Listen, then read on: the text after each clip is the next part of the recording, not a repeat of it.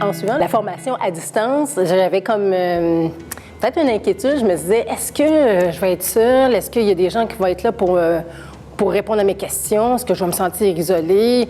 Oui, mais comment je vais communiquer avec les gens? Puis finalement, mais toutes ces briques, au fur et à mesure qu'on fait le cours, premièrement, il y a les cours magistraux.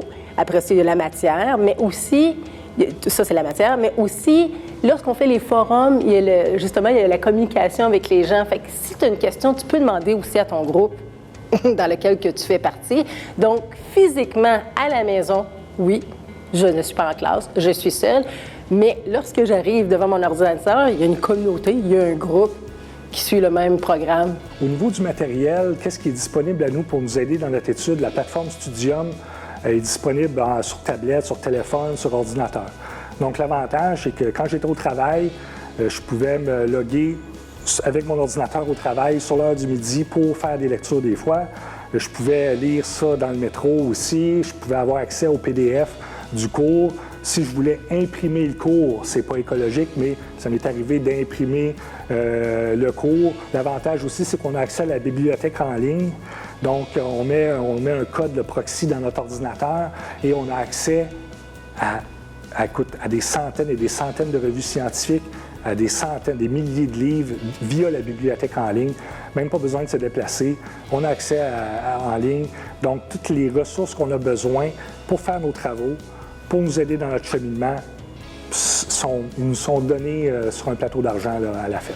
Pour moi, qui est très archaïque avec les réseaux sociaux et la technologie, j'ai trouvé que la formation en ligne était exemplaire. C'est un bon exemple pour justement faciliter l'apprentissage.